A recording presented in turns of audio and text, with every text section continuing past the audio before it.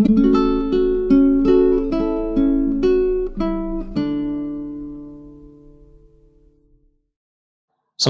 warahmatullahi wabarakatuh. Kita lanjutkan kembali kuliah Engineering Proses Metalurgi 1 masih mengenai nikel. Jadi nikel ini tidak selesai materinya. Kita akan lanjutkan mengenai electric furnace. Kita sudah lihat di segmen sebelumnya bagaimana prinsip operasi dari furnace dari sisi listrik, kemudian juga mengenai elektroda, mengenai refractory sedikit, dan juga mengenai copper cooling. Sekarang kita akan melihat di segmen ini mengenai proses metalurgi yang terjadi di dalam tanur listrik.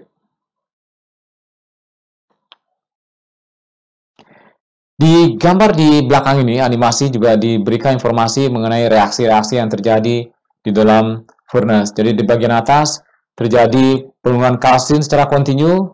Kenapa terjadi penurunan kalsin secara kontinu? Karena bagian dari sini dia terus terkonsumsi, dia meleleh, ya, kemudian terbentuk metal, kemudian terbentuk slag di bagian atasnya meleleh, kemudian ada gas CO yang keluar. Jadi beberapa bagian dari kalsin ini menjadi gas, kemudian karena dia menjadi slag dan juga menjadi metal, densitasnya menjadi lebih tinggi dibandingkan dari kalsin. Karena alasan tersebut, maka permukaan dari kalsin ini selalu turun, tetapi karena ditambahkan terus-menerus material dari atas, kalsin dari atas, permukaan ini bisa dijaga. Daerah yang dekat dengan elektroda biasanya terkonsumsi lebih cepat. Oleh karenanya di pabrik biasanya daerah-daerah yang dekat dengan elektroda ini harus diisi lebih sering binnya dibandingkan dengan daerah-daerah yang jauh dari elektroda. Tentu saja di pabrik harus dilakukan simulasi, harus sering mungkin di dalam binnya juga terdapat sensor, katakanlah indikator untuk melihat di mana ketinggiannya, atau bisa juga kalau bisa dipasang load cell. Saya tidak tahu persis apakah ada load cell untuk melihat berapa banyak atau berapa ton material dalam kalsin. Kita tahu mana yang kosong, mana yang harus diisi. Seharusnya ada load cell atau ada sensor yang digunakan di pabrik untuk melihat kondisi dari bin ini. Reaksi yang terjadi dalam furnace itu sama seperti yang sebelumnya sudah dijelaskan. Reaksi dari FeO menjadi Fe plus karbon yang terdapat dalam kalsin, dan juga reaksi dari NiO menjadi Ni. Reaksi yang terjadi, reaksi tidak langsung, itu terjadi di bagian atas, di mana CO-nya terbentuk. Di bagian bawah ini terjadi reaksi reduksi langsung, CO-nya terbentuk, CO-nya digunakan untuk mereduksi baik FeO maupun NiO yang terdapat dalam kalsin. Kemudian reaksi langsung dengan karbon, reaksinya antara NiO dengan karbon masukkan Ni plus CO, kemudian FeO plus karbon masukkan Fe plus CO. Kemudian di daerah-daerah yang dekat dengan elektroda di sini, yang temperaturnya tinggi, temperatur di sekeliling elektroda itu bisa mencapai 3000 derajat Celcius. Di situ kemungkinan besar terjadi reaksi reduksi dari SiO2 ditambah dengan 2 karbon, masukkan Si plus 2 CO. Kemudian P2O5 juga tereduksi menjadi 2P. Kemudian Cr2O3 juga tereduksi menjadi Cr. Setelah itu terjadi reaksi pembentukan dari ferronikel, jadi Ni yang sudah tereduksi dan besi yang sudah tereduksi menyatu membentuk ferronikel pada temperatur yang tinggi. Ferronikel ini yang kemudian melarutkan baik silikon, fosfor, kromium, dan juga karbon. Yang masuk ke dalam sulfur juga akan masuk ke dalam lelehan ferronikel ini. Ini kalau bisa dilihat antara metal dengan slag tidak saling larut. Ini dari Fatih Abasi gambarnya. Jadi di bagian atas adalah slag, di bagian bawah adalah metal. Kita lihat di sini terdapat garis yang jelas antara metal dengan slag. Kenapa tidak saling larut? Karena bedanya, yang pertama beda densitas. Slag ini lebih ringan dibandingkan dengan metal, dia akan terpisah. Yang kedua, memang antara metal dengan slag ini tidak saling larut dan tidak saling campur. Itu mirip dengan minyak dengan air. Kalau misalnya Anda aduk juga, Anda biarkan sebentar saja, pasti air itu akan ada di bagian bawah, kemudian minyak itu ada di bagian atas. Jadi ilustrasi atau contoh yang paling dekat antara slag dengan metal ini adalah mirip dengan minyak dengan air. Jadi akan terpisah dengan sendirinya, minyak di bagian atas, air di bagian bawah. Ini juga sama, slag di bagian atas, metal di bagian bawah, dan kelihatan jelas bedanya, tidak saling larut. Temperatur leleh dari oksida yang terdapat dalam slag dari ferronikel ini memang temperatur lelehnya tinggi. Kita lihat di atas MgO, melting point-nya di 2800 derajat Celcius, kemudian SiO2 di 1700 derajat Celcius, 1713 derajat Celcius. Itu dua komponen utama yang terdapat dalam Slack Chronicle.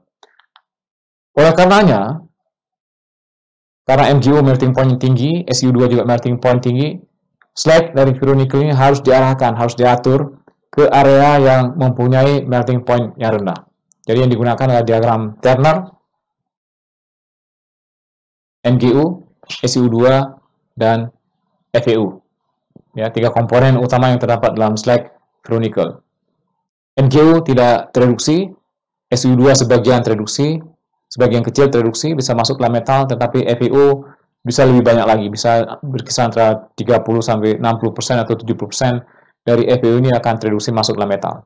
Tapi tiga komponen ini yang benar-benar menentukan Slack dalam furnace.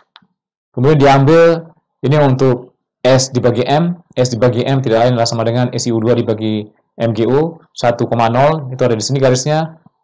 Apa yang terlihat? Ini yang diberikan, yang warna biru ini adalah batas di mana temperaturnya kurang atau maksimum di 1600 derajat Celcius. Temperatur leleh dari Slack-nya di 1600 derajat Celcius. Artinya kita boleh bermain di daerah yang warna biru ini. Di daerah yang warna putih, yang di atas dan di bagian bawah tidak bisa. Karena kalau misalnya kita ada di daerah di situ, artinya Slack kita melting point-nya lebih tinggi. Kita bicara mengenai FeO. FeO dalam Slack itu biasanya berkisar antara ada yang 5%, 10%, mungkin yang paling besar sekitar 20-30%. Ini tidak ada juga yang FeO-nya sampai ke bagian bawah sana, tidak ada. Makanya daerah kita bermain paling-paling di daerah di sini biasanya. Kita lihat kalau misalnya S dibagi M sama dengan 1,5 bisa, tapi ini juga masih tinggi di 1600 derajat Celcius. Biasanya melting point dari Slack ini diusahakan berkisar antara 1500 sampai 1550 derajat Celcius. Kemudian yang 2,33 itu jadi seperti itu, bergantung kepada FeU-nya ya. Kalau misalnya FeU-nya tinggi, itu bisa menggunakan 2,33, tapi kalau misalnya FeU-nya rendah, mungkin agak sulit ya. Yang 2,33 ini, terutama masih ada di daerah yang di luarnya warna putih, yang umum digunakan adalah sekitar 1,8 atau 2 S dibagi M. Sekali lagi itu bergantung kepada FeU di dalam Slack-nya. Sangat bergantung. Ini yang dihitung dengan menggunakan Vexage, juga mirip dengan gambar sebelumnya. Kemudian diberi warna biru. Warna biru itu artinya temperaturnya 1600 derajat Celcius, dan biasanya diusahakan malah lebih rendah sedikit dari 1600 derajat Celcius, 1550 derajat Celcius. Itu yang diusahakan melting point dari Slack yang digunakan di perubahan nikel ini. Kemudian sama seperti sebelumnya di plot, kalau misalnya S dibagi M sama dengan 1,0, itu artinya sulit ya. Kemudian 1,5 bisa, tapi agak sulit ya. Kalau bisa di sekitar ya 2,33, sekali lagi bergantung kepada FeU-nya. Kalau misalnya FeU-nya tinggi, bisa 2,33, 2,2 itu bisa digunakan. Tapi kalau misalnya FeU dalam Slack-nya rendah, itu masih ada di daerah di sini, tentu saja sulit untuk digunakan untuk peluburan. Ya 1,8 itu biasanya yang bagus ya, karena mempunyai daerah yang melting point rendahnya yang lebih luas. Nah, detailnya bisa dilihat di diagram ini diagram juga sering digunakan di pabrik. Yang diplot SiO2, SiO2 dibagi dengan MgO di sumbu X-nya, kemudian di sumbu Y-nya adalah temperatur, kemudian garis ini diplot garis liquidus atau garis melting point Slack, diplot pada berbagai komposisi dari FeU yang terdapat dalam Slack. Yang paling atas ini untuk FeU-nya 5%, kita lihat melting point-nya di daerah di sini, ya, bisa digunakan di pabrik, bisa untuk S dibagi M sekitar 1, berapa ini? 2, 1,7, 1,6 lebih ya, sampai 1,8 itu bisa menggunakan untuk 5%. Kemudian begitu kita bergerak ke lebih dari 2, tentu saja akan sulit untuk yang 5% FeU dalam Slack. Begitu juga yang arah ke kiri sulit. Tapi umumnya yang arah ke kiri ini lebih sulit ya bergerak. Kita menggunakan Slack yang S dibagi M kurang dari 1,5, itu biasanya dari sisi operasinya akan menyulitkan. Tetapi kalau misalnya di atas 2, bergantung kepada kadar FeU yang ada dalam Slack. Kalau misalnya FeU-nya tinggi, itu bisa saja, seperti contoh misalkan di Vale, mohon maaf saya sebut nama perusahaannya, di Vale yang membuang FeU masuk dalam Slack, dalam kasus seperti itu, bisa menggunakan garis-garis yang di bawah ini, artinya bisa saja S dibagi M-nya berkisar antara 2,2, 2,3 ya, tergantung FeU dalam Slack-nya. Jadi kalau misalnya katakanlah 20% FeU dalam Slack, bisa bermain di range antara 2,1 sampai 2,3. Ya, untuk FPU-nya 30%, tapi biasanya makin tinggi FPU juga akan agresif karena stack-nya menjadi lebih encer, agresif terhadap refactory juga bisa lebih cepat rusak kalau misalnya FPU-nya tinggi. Di garis yang S bagi M sama 1,5 sama dengan 1,5 ini diambil, dibuat garisnya masih tidak begitu nyaman ya kalau misalnya orang beroperasi di 1,5. Di 2 bergantung kepada berapa banyak FPU dalam slide-nya. Kalau misalnya FPU-nya sama dengan 10%, sepertinya oke. Untuk yang 2 ini, kemudian 1,8 ini termasuk yang ideal ya. Ini yang banyak digunakan di pabrik saat ini untuk ferronikel.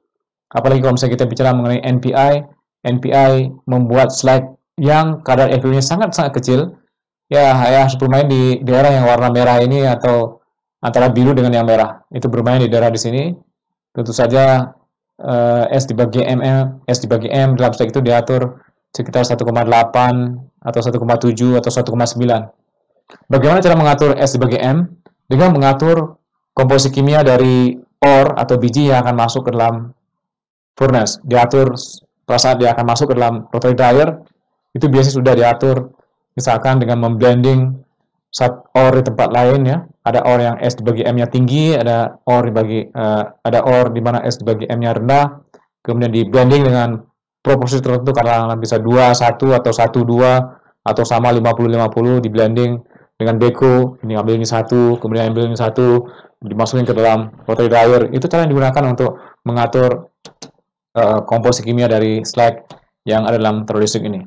Karena kalau misalnya terjadi kesalahan pada saat blending di awal, itu sama dengan kita membuat refactory dalam furnace yang sulit sekali, yang furnace-nya harus dibongkar dan lain-lain yang ya biasanya sudah diusahakan dari awal. Dan pada saat kita mengoperasikan furnace, jika dia salah dari awal ya, tentu saja operasi furnace ini tidak menjadi baik dan banyak masalah yang akan didapatkan sebelumnya. Biasanya saat sebelum masuk ke dalam furnace sudah diatur berapa S dibagi M-nya dari biji yang akan masuk ke dalam furnace. Jadi untuk S dibagi M sama dengan 2,2. Ya, untuk FPU-nya 20%, untuk 25% ya, makin kesana sampai 2,5 itu bergantung kadar FPU dalam slide. Itu yang akan menentukan operasi furnace-nya seperti apa. Ini kita lihat di beberapa furnace di dunia. Ya, di sini ada yang beroperasi di 1600, tentu saja bisa dilakukan, bisa sebenarnya nggak ada masalah, hanya saja kebutuhan energi listriknya menjadi lebih tinggi. Itu yang pertama, karena melebur slag dengan melting point yang tinggi. Yang kedua, refactory-nya bisa saja tidak begitu nyaman ya, karena beroperasi pada temperatur tinggi, artinya bisa refactory-nya akan cepat rusak. Dibandingkan dengan di posisi 7 atau 4 ini termasuk ya, daerah yang nyaman, atau di point 3 ini termasuk daerah yang nyaman untuk mengoperasikan furnace di electric furnace untuk proses di ferronikel. Ini diplot atau dihitung kembali pengaruh FPU ini sama seperti gambar sebelumnya, hanya diplot atau dialurkan dalam rentang yang lebih besar 0 sampai 8 S dibagi M, dan temperaturnya yang di sini kita lihat lebih tinggi. Kemudian ini diplot juga dalam diagram Turner. Kalau misalnya kita lihat di sini adalah batas di 1600 derajat Celcius, ini 1500 derajat Celcius. Ya, kalau misalnya kita lihat melting point dari slag ini biasanya berkisar antara 1500 sampai 1600 derajat Celcius. Jadi di range seperti ini yang orang usahakan pabrik itu dioperasikan. Jangan terlalu rendah melting point-nya, karena kalau misalnya melting point-nya katakanlah 1300 derajat Celcius, itu juga tidak nyaman karena stack-nya itu akan sangat encer pada temperatur operasi furnace sekitar 1600-1500 derajat Celcius. Itu juga akan menyebabkan refraktornya cepat rusak. Jadi dicari titik yang optimum, slag itu tidak encer dan juga tidak kental. Ya sekitar ya 1500 sampai 1600 derajat Celcius itu termasuk operasi yang nyaman, atau secara umum antara 1500 sampai 1550 derajat Celcius. Di situ diusahakan melting point dari slag. Kemudian di sini digambarkan hubungan antara kadar FPU dalam slag dengan kadar silikon dalam metal.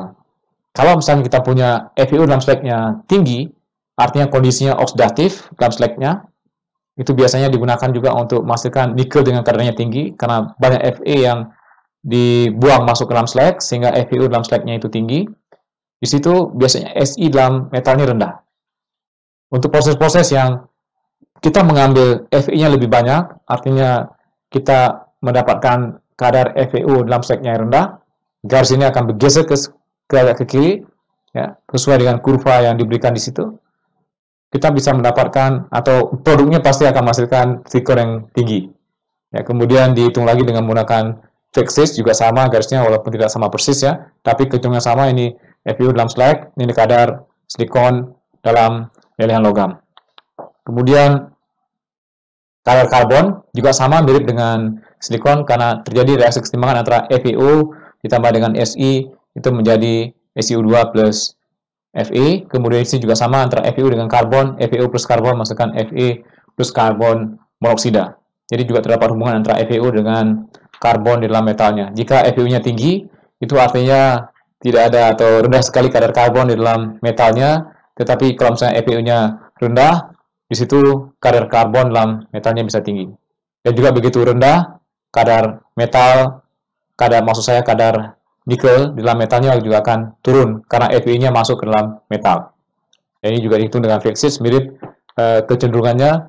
Ini beberapa data operasi di dunia, hubungan antara pola operasi dengan komposisi kimia dari logam yang didapatkan. Misalkan di Falcondo kita lihat 22% FeO dalam slagnya, ini SiO2, MgO, S dibagi M di 1,64. Ini skimming temperatur, artinya slagnya dikeluarkan pada temperatur 1600 derajat Celcius.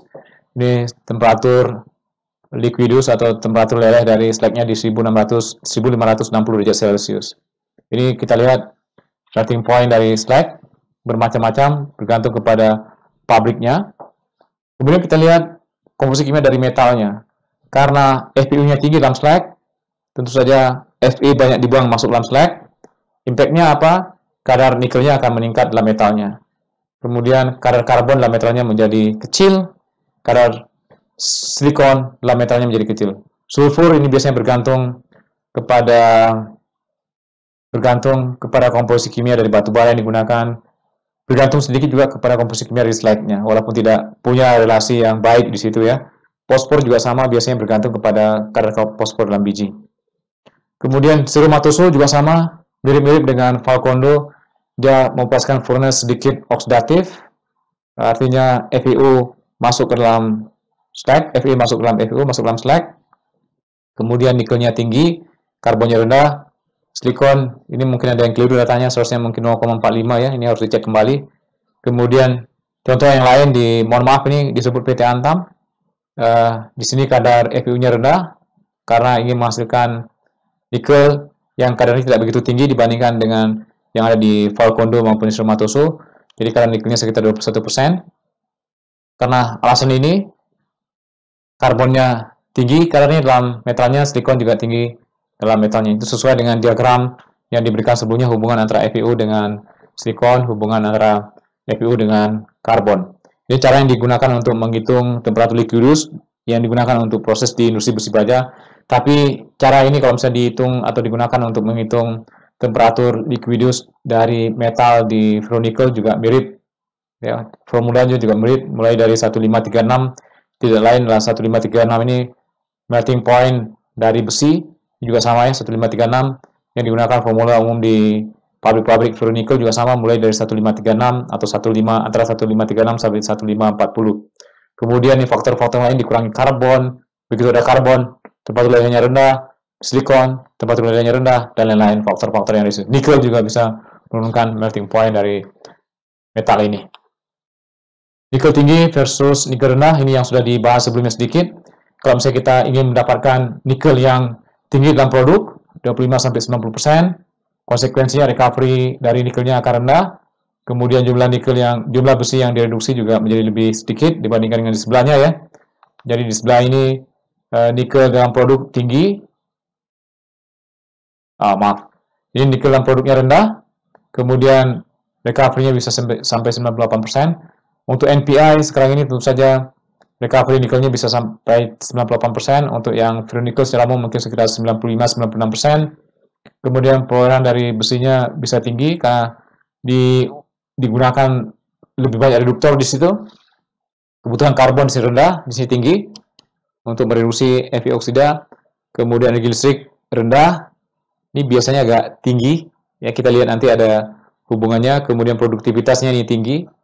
ini bisa rendah. Tinggi, kenapa tinggi? Karena kebutuhan listriknya bisa rendah. Ya, kemudian kadar Esi dalam produknya rendah, ini tinggi. Kemudian kadar karbon ini rendah, yang ini tinggi kadar karbonnya.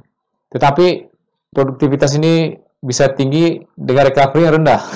Ini produktivitas rendah, tapi recovery yang tinggi. Kalau misalnya dihitung, mungkin ujungnya mirip-mirip antara nikel yang dihasilkan, ya, tidak begitu banyak berbeda. Gambar hubungan antara nikel rendah dengan nikel tinggi, ada dua hal yang dilihat. Yang pertama adalah kadar FeU dalam slide-nya. Yang kemudian satu lagi, kebutuhan energi listrik yang tadi sudah disampaikan. Kalau misalkan ini perhitungannya teoritis, ya, tidak mempertimbangkan kehilangan panas karena penggunaan dari copper cooling, terutama. Yang lain sih sudah dipertimbangkan dari gas yang terbentuk dan juga dari reaksi kimia, dari metal dan dari slag. Ini diasumsikan temperaturnya di 1550 derajat Celcius. Mungkin kalau misalnya dihitung di 1600 derajat Celcius, hasilnya persis seperti yang ada di pabrik pada umumnya. Jadi kita lihat yang warna merah itu Fe dalam bijinya 20%, kemudian yang warna biru Fe dalam biji 15%. Kemudian bergantung kepada kadar nikel dalam Fe atau dalam NPI. Kalau misalnya 40% kita katakan Fe, kalau misalnya kurang dari 15% kita katakan NPI. Jadi ini berlaku secara general, ya, secara umum kadar nikelnya. Kita lihat di makin tinggi kadar nikel dalam produk, tentu saja kebutuhan energinya turun. Ya, jadi dua kurva ini, yang merah kemudian yang biru, ini dilihat di kebutuhan energi listriknya. Kemudian yang mungkin menarik di sini, ya, kalau misalnya kita menggunakan besi yang kadarnya tinggi 20% dengan besi yang kadar rendah 15%, ternyata yang kadar tinggi ini lebih murah untuk diolah, ya. Karena alasan tersebut, makanya perusahaan-perusahaan yang sekarang ini yang banyak di Indonesia menghasilkan NPI dengan menggunakan biji dengan kadar Fe-nya tinggi. Ini harus kita pelajari lebih lanjut, ya, mengenai data ini apakah benar atau tidak. Kalau misalnya kita lihat sepintas, ya, kebutuhan energinya yang kadarnya tinggi ini lebih rendah dibandingkan dengan yang kadarnya rendah. Tapi ini sekali lagi bukan per ton produk, per ton kalsin. Kebutuhan energi per ton kalsin, bukan per ton produk yang dihasilkan. Harus dikonversi lagi menjadi per ton produk yang dihasilkan, termasuk juga per ton dari nikel yang dihasilkan. Kemudian kadar FeU dalam slide, kalau misalkan kita menghasilkan produk dengan nikelnya tinggi, tentu saja kadar FeU dalam slide-nya tinggi, baik untuk yang kadar besi dalam slag 15% maupun yang 20%, tentu saja yang 20% lebih banyak slag yang terbentuk dibandingkan dengan di bawah ini, dengan kadar FeU juga lebih tinggi. Kemudian kita lihat untuk kadar nikel yang lebih rendah, tentu saja kandungan dari FeU dalam slag ini turun, ya, bisa saja mendekati 0, tapi ini biasanya yang biji dengan Fe 15% sulit untuk menghasilkan NPI. Ini untuk menghasilkan besi yang 10 nikel 10% ini besinya sudah 0. Ini sudah dilakukan praktis di pabrik. Kemudian bisa saja melting point slag itu akan meningkat seperti yang diagram sebelumnya kita sudah lihat, hubungan antara S dibagi M terhadap FeU. Kemudian yang warna merah ini adalah FeU dalam slag. Ya, ini yang digunakan biasanya untuk menghasilkan NPI dengan kadar nikel 10%. Masih ada FeU dalam slag sekitar 5-10%. Kemudian di sini juga menarik temperatur kalsin terhadap fungsinya terhadap kebutuhan energi listrik. Kalau misalnya kita masukkan kalsin temperatur 25 derajat Celcius, ya, katakanlah 15% nikel yang akan dihasilkan, kebutuhan energi listriknya bisa 650. Ini ada pabrik-pabrik di Indonesia yang tidak menggunakan rotary kiln, mereka menggunakan sinter kemudian dicampur dengan kokas, kemudian diumpankan ke dalam furnace. Contohnya adalah pabrik-pabrik yang sebelumnya melebur ferromangan, tetapi karena alasan tertentu, karena bisnis ferromangan ini tidak begitu baik, beralih ke ferronikel. Tentu saja tidak didesain dari awal untuk menghasilkan ferronikel, tidak ada rotary dryer, tidak ada rotary kiln. Jadi untuk furnace tersebut harus dilakukan proses sinter terlebih dahulu. Begitu dilakukan proses sintering, seharusnya dia sudah kering, sudah tidak ada lagi air permukaan, dan air kristal juga seharusnya sudah minim. Ini yang kemudian diumpankan ke dalam tanur pada temperatur kamar. Bisa diproses, bisa, tapi kebutuhan energi listriknya menjadi lebih besar. Ya, seperti ini ceritanya, menjadi sekitar 650, ya. Ini tentu saja belum mempertimbangkan kehitungan panas ke lingkungan, mungkin akan meningkat sedikit sekitar 680 kWh per ton dari kalsin yang dimasukkan ke dalam furnace. Kalau misalnya kita menggunakan rotary kiln, kemudian temperatur dari cast ini dipertahankan tetap tinggi, dimasukkan ke dalam bin di bagian atas, tentu saja kebutuhan energinya itu menjadi lebih rendah. Ini bergantung pada temperaturnya. Kalau misalnya temperaturnya bisa sampai 800 derajat Celcius, tentu saja untuk masukkan 15% ini, kebutuhan energinya bisa sekitar 450 kWh per ton dari cast ini. Neraca massa dan neraca panas ini harus dibuat terlebih dahulu pada saat orang menghitung kebutuhan material untuk produksi di dalam proses rotary kiln electric furnace secara keseluruhan.